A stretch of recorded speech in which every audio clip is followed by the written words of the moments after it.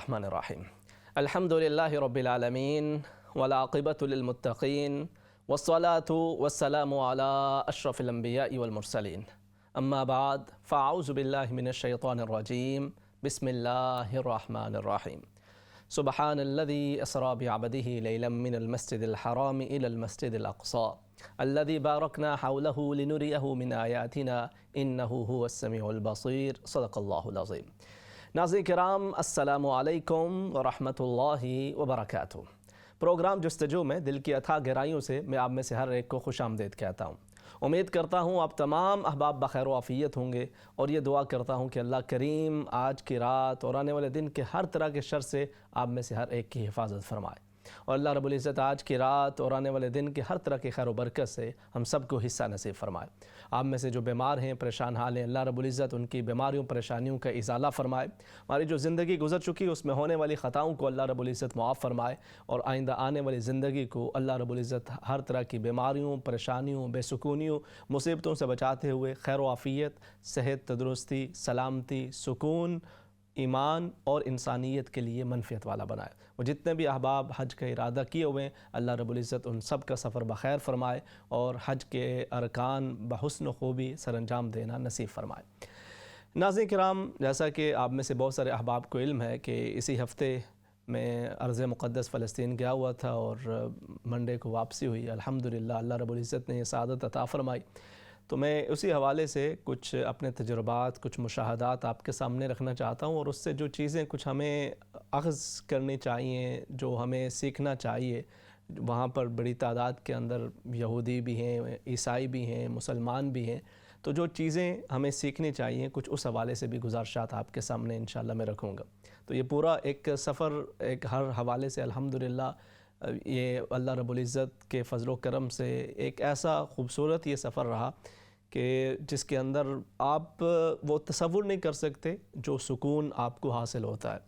تو کچھ وہ چیزیں ہیں کہ جو آپ مشاہدہ کر کے ہی اس کی حقیقت کو محسوس کر سکتے ہیں، اور بالخصوص اگر آپ کو اس کی تاریخ پہلے سے معلوم ہو، اور اس کی تاریخی اہمیت، اور پھر اسلام اور قرآن حکیم کی تعلیمات اس حوالے سے ذہن میں ہوں، تو پھر اس سفر کا لطف کئی گنا بڑھ جایا کرتا ہے۔ تو یہیں لٹن سے ہمارے سفر کا آغاز ہوا تھا، اور اس میں جو سب سے پہلا پڑاؤ وہاں پر ایئرپورٹ کے اوپر ہوا، تو تقریباً کچھ 6 گھنٹے ہمیں وہاں پہ رکنا پڑا، اور اس میں کئی احباب کو انہوں نے سائڈ پہ کر لیا، کہیں کو جانے کی اجازت دے دی گئی، تو کہیں تو فوراً نکل گئے تھے، لیکن جو باقی گروپ کے اندر افراد موجود تھے ان کو تقریباً 6 گھنٹے کے لیے رکنا پڑا۔ تو اس میں خاص طور پہ ایک جو بڑی پریشانی سب کے ذہن میں تھی، وہ یہ کہہ رہے تھے کہ یہ تو کوئی مسئلہ نہیں، جتنا مرضی انتظار کرا لیں، لیکن یہ نہ ہو کہ اتنا قریب ہم آگیں یہاں سے واپس بھیج دیا جائے۔ تو یہ خطرہ بہرحال ذہنوں کے اندر موجود تھا۔ ایک ساتھی ایسے تھے کہ جو تقریباً 15 سال قبل وہ گئے تھے، اور اس وقت ان کو انٹری نہیں ملی تھی، تو وہ زیادہ فکر مند تھے، لیکن بالآخر کچھ مختصر سوالات کے بعد، زیادہ دیر تو بس انہوں نے بٹھائے رکھا، لیکن اس کے بعد مختصر سوالات کے بعد انہوں نے جانے کی اجازت دے دی۔ اور پھر ہم جب وہاں پہ پہنچے، ظاہر ہے یہاں سے نکلے ہوئے تھے صبح ارلی مارننگ، اور پھر وہاں پہ پہنچتے پہنچتے شام عشاء ہو گئی تھی،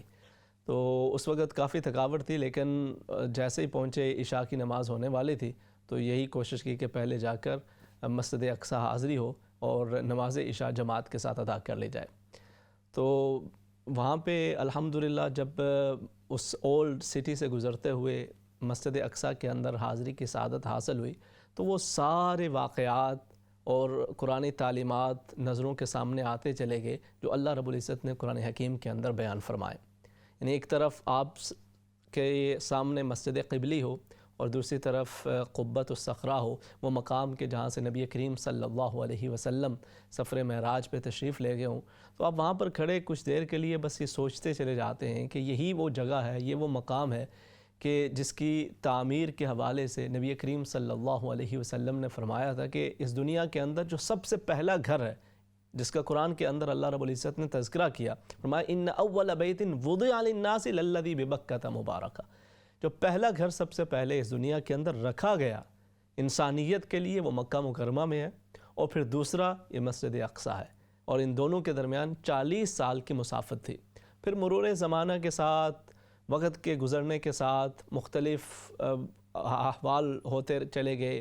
یہ عمارات ٹوٹ پھوٹ کا شکار بھی ہوتی رہیں، اور پھر اس کی جو تعمیر نو یہاں پر ہمیں نظر آتی ہے بیت اللہ شریف کی، وہ جناب سیدنا ابراہیم علیہ السلام ان کے حوالے سے اللہ رب العزت نے پورا واقعہ ذکر کیا کہ کس طرح سے حضرت ابراہیم علیہ السلام نے حضرت اسماعیل علیہ السلام کے ساتھ مل کر بیت اللہ شریف کی بنیادوں کو پھر سے کھڑا کیا۔ وَإِذْ يَرْفَعُ إِبْرَاهِيمُ الْبَيْتَ قَوَاعِدَ مِنَ الْبَيْتِ وَإِسْمَاعِيل،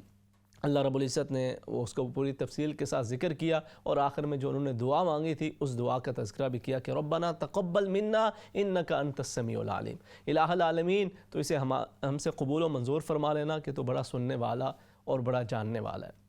اور پھر اس کے بعد یہ جو مسجد اقصیٰ ہے، اس کی تعمیر کے حوالے سے جناب سیدنا سلیمان علیہ السلام کا جو ایک خاص طور پہ کردار قرآن حکیم کے اندر نظر آتا ہے کہ جس کے اندر وہ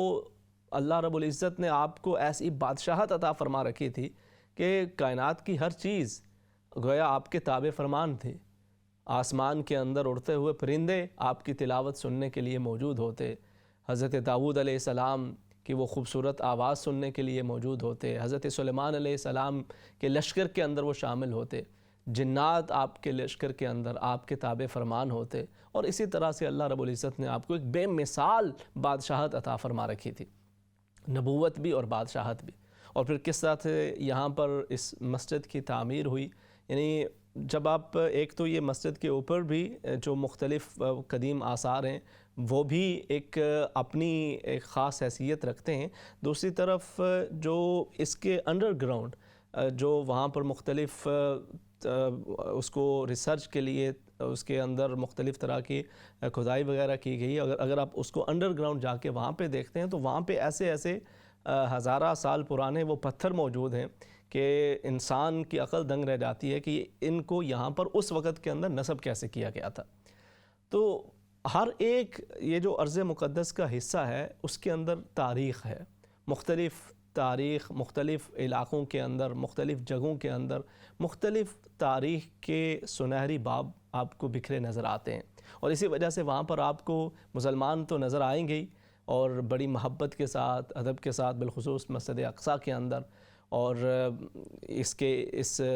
احاطے کے اندر آپ کو بڑی محبت، شوق، ذوق کے ساتھ پورے دنیا سے یہاں پہ مسلمان حاضر ہوتے ہیں۔ ایک ہمارے ہاں ذہنوں کے اندر یہ سوال بسا اوقات ہوتا ہے کہ وہاں پہ ایک کوئی جنگ کسی کیفیت ہے مسلسل شاید، اور جس کی وجہ سے شاید وہاں پہ حاضری مشکل ہوتی ہو، جانے میں کوئی زندگی کا کوئی خطرہ ہوتا ہو، تو ایسا کچھ نہیں ہے۔ ہاں وہ باہمی کشمکش ہوتی ہے، جو مختلف دروازے ہیں مسجد اقصیٰ کے، اس کے اوپر مختلف فورسز وہ موجود ہیں، جو بھی جاتا ہے اور اگر وہ فلسطینی وہاں کے خاص طور پہ جو نوجوان ہوں تو وہ بسا اوقات اپنی آئی ڈی ان کو دکھانی پڑتی ہے، ورنہ جو باہر سے آنے والے ہیں وہ چہروں سے دیکھ کر اندازہ لگا لیتے ہیں، تو پوچھتے تلک نہیں ہیں۔ آپ جائیں، جا کے نماز ادا کریں، نماز کی کچھ دیر کے بعد مسجد بند کر دی جاتی ہے، بالخصوص عشاء کے بعد، تو پھر اس کے بعد پھر آپ کو باہر آ جانا ہوتا ہے۔ تو یہ وہ جو بنیادی اصول ہیں ان کو آپ مد نظر رکھیں تو بالکل آباد شہر ہے، ارد گرد جو باقی جگہیں ہیں بالکل اسی طرح سے آباد ہیں۔ کچھ وہ علاقے ہیں کہ جہاں پر کوئی ٹینشن رہتی ہے، کچھ زیادہ مسائل ہوتے ہیں، غزہ کی طرف، تو وہاں پہ تو آپ کو جانا کی اجازت بھی نہیں ہوتی، آپ جا بھی نہیں سکتے۔ تو یہاں پر یہ جو ارض مقدس ہے، کیونکہ یہاں پر پھر جو دیگر مختلف مذاہب کے لوگ ہیں وہ بھی بڑی تعداد کے اندر نظر آتے ہیں، جہاں پر جو مسلمان ہیں وہ مسجد اقصیٰ کے اندر عبادت کر رہے ہیں، تو بالکل ساتھ ہی جو ویلنگ وال ہے، دیوار گریہ یا حائط المبکہ جسے کہا جاتا ہے، وہاں پر یہودی بڑی تعداد کے اندر وہ اپنی عبادات اور تورات کی تلاوت اور ایک گریہ ازاری اس کا سلسلہ جاری رکھے ہوئے ہوتے ہیں۔ اسی طرح سے مسجد کے اندر چونکہ اس احاطے کے اندر یہودیوں کو تو داخلے کی اجازت نہیں ہے، بلکہ بالکل میرے سامنے وہاں پر ایک کوئی 3-4 لوگ موجود تھے، تو انہوں نے جانے کی کوشش کی تو اس کو شک پڑا کہ یہ شاید مسلمان نہیں ہیں، یہودی ہیں، تو انہوں نے ان کو روک لیا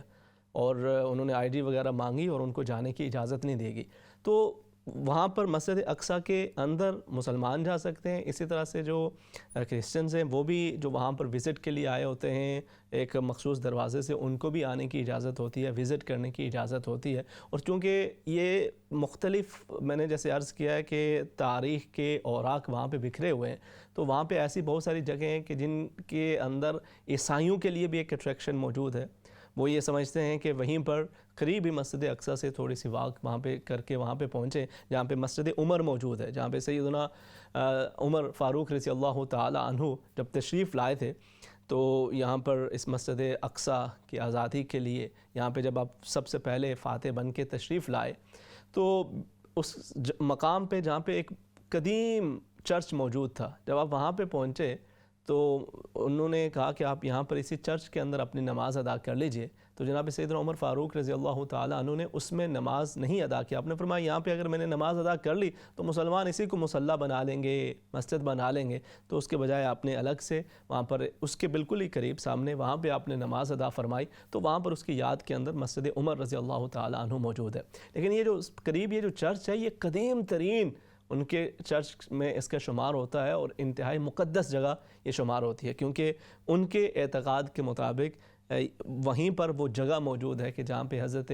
عیسیٰ علیہ السلام کی شہادت ہوئی اور آپ کی میت لائی گئی اور پھر وہاں سے آپ آسمانوں کی طرف تشریف لے گئے۔ تو چونکہ یہ ان کے عقائد کے مطابق ہے، ظاہر ہے اسلام کا جو عقیدہ ہے، قرآن کی جو تعلیمات ہیں وہ تو اس حوالے سے بڑی واضح ہیں کہ اللہ رب العزت نے ارشاد فرمایا وَمَا قَتَلُوهُ وَمَا صَلَبُوهُ وَلَكِنْ شُبِّهَ لَهُمْ، اللہ رب العزت نے آپ کو بلندیوں کی طرف اٹھا لیا تھا اور ان کو اس بات کی اجازت ہی نہیں ہوئی اور ان کو اس قدر جسارت اور اس قدر توفیق ہی نہ ہوئی کہ وہ کچھ اس طرح کی حرکت کر سکیں، تو اللہ رب العزت نے اپنے نبی جناب سیدنا عیسیٰ علیہ السلام کی حفاظت کا اہتمام کر لیا تھا۔ لیکن چونکہ یہ ان کی روایات کے مطابق یہ چیزیں وہاں پہ ہیں تو وہ بڑی تعداد کے اندر وہاں پہ جاتے ہیں۔ پھر اسی طرح سے وہ جو ایک خوبصورت واقعہ حضرت مریم علیہ السلام کا قرآن حکیم کے اندر ذکر ہے بڑی تفصیل کے ساتھ، حضرت عیسیٰ علیہ السلام کی ولادت سے قبل کا، کہ جب حضرت عیسیٰ علیہ السلام کی ولادت سے پہلے سیدہ مریم علیہ السلام یہیں مسجد اقصیٰ کے اندر موجود تھیں، وہاں پر ایک کمرے کے اندر آپ اللہ کی عبادت کے اندر مصروف رہا کرتی تھیں، تو جب آپ باہر تشریف لے گئیں اور وہاں پر آپ نے ایک شخص کو دیکھا وہ آپ کے قریب آ رہا تھا، تو آپ نے اللہ رب العزت کی پناہ مانگی اس سے اور اسے دور رہنے کا کہا، تو اس نے کہا کہ انما انا رسول ربک لاہب لک غلاما زکیہ، کہ میں تو اللہ کا بھیجا ہوا ہوں تاکہ آپ کو اولاد دے سکوں۔ تو انہوں نے کہا کہ کیسے مجھے اولاد ہو سکتی ہے، لم یمسسنی بشر ولم اک بغیہ، مجھے کسی بشر نے چھوا نہیں، میں کسی ایسی غلط چیز کے اندر انوالو نہیں، تو نہ نکاح ہوا ہے نہ کوئی خدا نخواستہ کسی دوسری ایسی چیز ہے، تو کس طرح سے یہ اولاد ہو سکتی ہے؟ تو کہا کہ یہ رب تعالیٰ کا فیصلہ ہو چکا ہے۔ تو وہ جو پورا واقعہ ذکر ہے کہ پھر آپ کو وہ درد وہ تکلیف محسوس ہوئی، آپ کو اللہ رب العزت نے فرمایا کہ یہ فلاں جگہ پر یہ کھجور کا درخت ہے، آپ اس کے نیچے چلی جائیں، اور حزی الیک بجذع النخلۃ تساقط علیک رطبا جنیا فکلی واشربی وقرری عینا، تو وہاں سے وہ کھجوریں گریں گی، آپ انہیں کھائیں، پانی پئیں، اور پھر وہ جو پورا واقعہ ذکر ہے تو وہ ایک جگہ وہاں پہ بھی ایک چرچ موجود ہے، تو اس چرچ کے اندر انہوں نے اپنی ان روایات کے مطابق ان کے اندر بھی اختلافات بہرحال اس حوالے سے پائے جاتے ہیں، تو وہاں پر وہ نشاندہی کر رکھی ہے انہوں نے اس جگہ کی کہ یہاں پر وہ کھجور کا وہ درخت ہوا کرتا تھا اور یہاں پر آپ کی ولادت ہوئی، یہاں پر وہ جو آپ کا جو ایک کریڈل تھا، جو پنگوڑا تھا، یہاں پر اس کو رکھا گیا تھا، اور وہ پوری انہوں نے اس چیز کو وہاں پہ اپنی ان روایات کے مطابق محفوظ کر کے رکھا ہوا ہے۔ تو دنیا بھر سے جو بڑے بڑے مختلف ان کے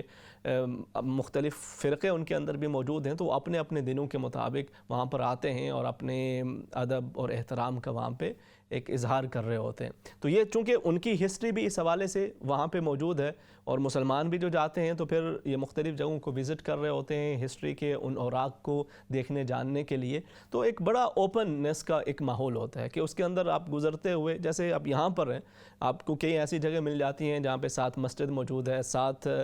مندر بھی موجود ہے، ساتھ اس کے چرچ موجود ہے، سینیگاگ موجود ہے، تو اس طرح کی وہ مختلف آپ کو وہاں پر، لیکن وہاں پر وہ قدیمی آپ کو وہ کئی 100 سال یا ہزاروں سال پرانے وہ عمارات وہاں پہ آپ کو ملتی ہیں، اور ان میں سے بہت سو کو وہ پرانی جس قدر تک ممکن ہو سکا ہے اس کو اس طرح سے محفوظ رکھنے کی کوشش کی گئی، اور کہیں پر پھر کچھ نئی اس کے اندر اگر کچھ جو عمارت کے اندر مسائل ہوئے بھی تو اس کو بھی اگر ٹھیک کیا گیا تو اس پہ بھی کئی سو سال پرانی وہ عمارتیں وہاں پہ اس طرح سے موجود ہیں۔ تو بالکل آپ یوں محسوس کرنا شروع کر دیتے ہیں کہ جیسے آپ کئی سو سال قبل ان گلیوں کے اندر گھوم رہے ہیں، اور خاص طور پہ اگر اس تاریخ کے وہ باب آپ کی نظر کے اندر ہوں اور آپ محسوس کر رہے ہوں کہ یہ وہ مقامات ہوں گے، تو ایک آپ کو لطف بھی آتا ہے اور ایک ایمان کو ایک ساتھ تازگی بھی نصیب ہو رہی ہوتی ہے۔ تو یہ وہ مختلف جگہ موجود ہیں۔ پھر اسی کے ساتھ ساتھ وہاں پر وہ مقام مختلف انبیاء کرام علیہ السلام کے، ان میں سے بالخصوص جناب سیدنا ابراہیم خلیل اللہ، ان کا وہ مقام وہاں پہ موجود، اور اسی کے ساتھ ساتھ حضرت اسحاق علیہ السلام، حضرت سارہ علیہ السلام جو کہ جناب سیدنا ابراہیم علیہ السلام کی پہلی زوجہ محترمہ ہیں، ان کا مقام وہاں پہ موجود، اور وہاں پر بھی بڑی محبت کے ساتھ مختلف مذاہب کے لوگ حاضر ہوتے ہیں، اور مسلمان وہ بھی اپنی محبت عقیدت کے ساتھ وہاں پہ حاضر ہوتے ہیں، کیونکہ جناب سیدنا ابراہیم علیہ السلام خاص طور پر اللہ رب العزت نے آپ کو یہ ایک خاص شرف اور مقام عطا فرمایا کہ آپ سے پہلے جتنے بھی انبیاء کرام رسول اعظام آئے وہ مختلف اقوام سے ہوتے، مختلف قوم قبیلوں سے ان کا تعلق ہوا کرتا تھا، لیکن حضرت ابراہیم علیہ السلام کے بعد جتنے بھی انبیاء کرام علیہ السلام آئے وہ سبھی آپ کی اولاد میں سے تھے۔ اور اسی وجہ سے یہ جو تین بڑے مذاہب ہیں جن کو ابراہیمی مذہب کہا جاتا ہے، یہودی ہیں، عیسائی ہیں اور مسلمان ہیں، اسلام ہے، تو ان تینوں کے ہاں جناب سیدنا ابراہیم علیہ السلام کا ایک مقام، مرتبہ اور ادب موجود ہے۔ مسلمانوں کے ہاں تو ادب کی یہ بات ہے کہ ہمارے ہاں تو نماز کے اندر بھی اس وقت تک نماز مکمل نہیں ہوتی جب تک آپ پر اور آپ کی آل پہ درود نہ بھیجا جائے۔ جہاں پہ ہم نبی کریم صلی اللہ علیہ وسلم پہ اور آپ کی آل پہ درود بھیج رہے ہوتے ہیں، اللہم صلی علی محمد وعلی آل محمد کما صلیت علی ابراہیم وعلی آل ابراہیم انک حمید مجید، اللہم بارک علی سیدنا و مولانا محمد کما بارکت علی سیدنا مولانا محمد، اور اللہم بارک علی سیدنا محمد وعلی آل سیدنا محمد کما بارکت علی ابراہیم وعلی آل ابراہیم انک حمید مجید۔ تو وہ نماز کا ایک حصہ ہے۔ پھر اسی طرح سے جب حج کے فریضے کی بات ہوتی ہے تو اس کے اندر بھی ہمارے لیے یہ حج کا فریضہ وہ حضرت ابراہیم علیہ السلام کی وہی یادیں، آپ کے بیٹوں کی، آپ کی اہلیہ زوجہ محترمہ حضرت حاجرہ علیہ السلام، وہ صفا مروہ پہ دوڑنا ہو، وہ یہاں مینا کے اندر جو مختلف وہ آپ کے انہی جو مختلف یادیں ہیں ان کو گویا تازہ کیا جا رہا ہے۔ پھر اسی طرح سے یہاں پر جو مسجد اقصیٰ کے اس کمپاؤنڈ کے اندر ایک اور جو خاص چیز جو جگہ موجود ہے وہ مقام کے جس کے بارے یہودیوں کا یہ کہنا ہے، ان کے خیال کے مطابق حضرت اسحاق علیہ السلام کو وہاں پہ قربان کیا گیا تھا، اور پھر جنت سے وہی دمبا آ گیا اور اس کو ذبح کر دیا گیا، یا مینڈا آ گیا اس کو وہاں پہ ذبح کر دیا گیا۔ تو وہ جو قبۃ الصخرہ ہے اس کے حوالے سے یہ اختلاف پھر پایا جاتا ہے۔ ان کا یہ خیال ہے کہ یہ وہ جگہ تھی، یہ وہ مقام ہے، جبکہ ہمارے ہاں جناب سیدنا اسماعیل علیہ السلام کے حوالے سے یہ واقعہ موجود ہے۔ تو قبۃ الصخرہ ان کے لیے بھی وہ جگہ وہ اس حوالے سے محترم ہے اور اس کا وہ خاص اہتمام کیا کرتے ہیں، جبکہ مسلمانوں کے لیے یہ جگہ اس حوالے سے محترم ہے خاص طور پہ کہ یہاں سے نبی کریم صلی اللہ علیہ وسلم سفر معراج پہ تشریف لے گئے، اور جہاں پر یہ قبۃ الصخرہ موجود ہے بالکل اس کے ساتھ ہی وہ خاص طور پہ وہ قبۃ النبی صلی اللہ علیہ وسلم وہ موجود ہے، جس کی نشاندہی اس حوالے سے کی جاتی ہے کہ یہ وہ مقام ہوگا غالباً اغلب روایات کے مطابق، جیسے یہ سینہ بسینہ وہاں سے یہ روایات چلی آتی رہیں کہ جہاں پہ نبی کریم صلی اللہ علیہ وسلم نے کھڑے ہو کر تمام انبیاء اور رسول کی امامت فرمائی۔ تو یہ وہ تمام چیزیں جب آپ کے ذہن کے اندر آ رہی ہوں اور آپ اس جگہ کے اوپر موجود ہوں تو ایک عجب آپ کی ایک کیفیت ہوتی ہے۔ پھر اسی طرح سے حضرت زکریا علیہ السلام وہ اللہ کے عظیم انبیاء اور رسول میں سے کہ جن کا تذکرہ قرآن حکیم کے اندر اللہ رب العزت نے خاص طور پہ اس حوالے سے فرمایا ہو کہ بڑھاپے کے اندر بھی آپ کے اولاد نہیں تھی۔ جب حضرت مریم علیہ السلام کے پاس آپ نے بن موسم کے پھل دیکھے تو پوچھا کہ یہ کہاں سے آئے گا، اللہ رب العزت نے عطا فرمائے، وہ جسے چاہے بے حساب رزق عطا فرمائے۔ تو ہنالک دعا زکریا ربہ، تو اب حضرت زکریا علیہ السلام نے وہاں پہ جو دعا مانگی اس ایک نئے عزم کے ساتھ اللہ کے حضور جب آپ نے دست دعا دراز کیا تو اللہ رب العزت نے آپ کو اولاد عطا فرمائی، اور اولاد بھی ایسی کہ جس کو صالح بھی بنایا اور نیک بھی بنایا، اور اس کے ساتھ ساتھ اپنے انبیاء میں ان کا شمار بھی فرمایا۔ تو یہ انبیاء کرام علیہ السلام کی سرزمین، پھر اسی طرح سے اس کے اندر مختلف صحابہ کرام رضوان اللہ تعالی علیہم اجمعین، ان کی یادیں وابستہ، پھر وہ مقام جس کی ایک اور جگہ پہ جو میرے ذہن کے اندر جو دوسری جو میں عرض کر رہا ہوں نا کہ مختلف اس کے اندر اقوام کے لیے، مذاہب کے لوگوں کے لیے یہ اپنی اپنی عقیدت کا وہ محور و مرکز ہے، تو ایک وہ جگہ کہ جہاں پہ بعض عیسائی روایات کے مطابق حضرت مریم علیہ السلام کی ولادت ہوئی تھی، تو انہوں نے اس جگہ کو بھی اپنے اس عقیدے کے مطابق وہاں پہ محفوظ کر رکھا ہے، اور وہ نیچے غار کے اندر جا کر وہاں پر اس کی وہ ایک علامت سی انہوں نے رکھی ہوئی ہے۔ تو بہت دنیا بھر سے وہاں پر بھی عیسائی، بالکل ہی مسجد اقصیٰ کے سامنے وہاں پہ یہ وہ جگہ وہ بھی موجود ہے، تو وہاں پہ بھی چرچ بنایا گیا ہے، تو وہاں پہ آپ کو یہ چیز نظر آئے گی۔ پھر اسی کے ساتھ ساتھ مجھے اس گھر کے اندر جانے کا موقع ملا جہاں پہ حضرت صلاح الدین ایوبی علیہ الرحمہ جہاں پہ آ کے ٹھہرے، 2 سال انہوں نے وہاں پہ قیام کیا، اور وہ خاندان کہ جس کے حوالے وہ گھر کر کے گئے تھے، وہی خاندان ابھی تلک اس گھر کے اندر موجود ہے۔ تو وہاں پہ وہ بزرگ خاتون جو وہاں پہ ابھی بھی موجود ہیں اسی خاندان کی، تو وہ اپنے خاندان کے حوالے سے بات بتا رہی تھیں، اور حضرت صلاح الدین ایوبی علیہ الرحمہ کے وہاں پہ قیام کے حوالے سے جو انہوں نے اپنے آباء و اجداد سے سنی وہ چیزیں بھی ذکر کی۔ تو اس سرزمین کا اس حوالے سے جو عقیدت و احترام کے حوالے سے تو یہ بالکل ہم ادب کے ساتھ اس کا ذکر بھی کرتے ہیں، لیکن اس کے ساتھ ساتھ ناظرین کرام یہ تمام چیزیں دیکھ کر جہاں پہ دل خوش ہو رہا ہے اور آپ اللہ کا شکر بھی ادا کرتے ہیں، وہیں پر ذہن کے اندر یہ سوال بھی پیدا ہوتا ہے کہ آخر ہم مسلمانوں کو کیا ہو گیا ہے؟ اور دیکھیں اپنی عقیدت، اپنا ادب و احترام، محبت، یہ تمام چیزیں تو اپنی جگہ پہ بجائیں، پر اس کے ساتھ ساتھ آپ یہ دیکھیں کہ یہ جہاں پر یہ اسرائیل کا قیام ہوا ہے، ارد گرد یہ تمام مسلمان ممالک وہاں پہ موجود ہیں، مگر اس کے باوجود اسرائیل تعداد کے اندر کم ہوتے ہوئے، یہودی تعداد کے اندر کم ہوتے ہوئے، پوری دنیا کے اندر ان کا ایک اس دنیاوی امور کے حوالے سے ایک خاص مقام ہے اور ان کی ایک خاص اہمیت ہے۔ تو اس کی کیا وجہ ہے؟ اس کی ایک بنیادی وجہ جو ہے وہ تعلیم ہے۔ اگر آپ یہ دیکھیں گے کہ دنیا کے کسی بھی کونے کے اندر، یعنی خاص طور پہ یہیں جو یہودی حضرات ہیں، انہوں نے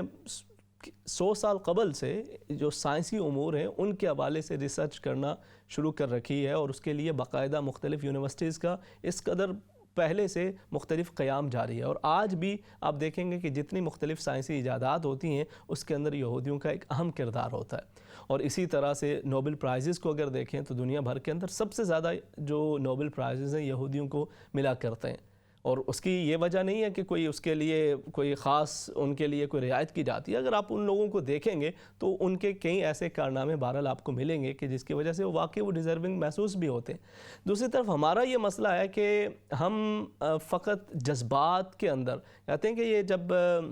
یہاں پہ ہولوکاسٹ ہوا اس کے حوالے سے مختلف لوگوں کے اپنے اپنے خیالات بہرحال موجود ہیں، ہوا تو یہ یہاں سے جب امریکہ گئے تو وہاں پہ لکھا ہوتا تھا کہ جوز and dogs are not welcome here, park کے اندر اور پبلک پلیسز پہ یہ لکھا ہوتا تھا۔ تو اب یہ لوگ بڑے پریشان ہوئے، تو انہوں نے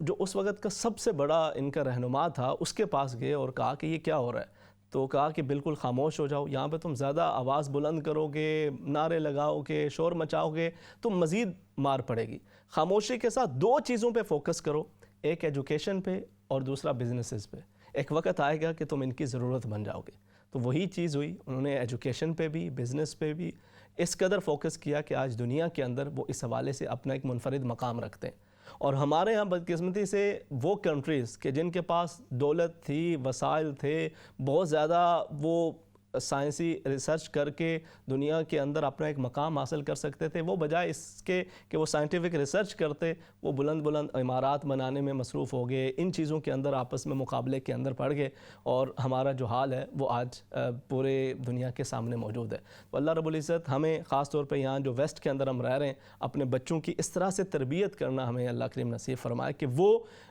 اپنے دین کے ساتھ ساتھ دنیا کے اندر ایسا کردار ادا کریں کہ وہ انسانیت کی ضرورت بنتے چلے جائیں اور انسانیت کے لیے فائدے کا باعث بنے۔ آمین بجاہ النبی الامین۔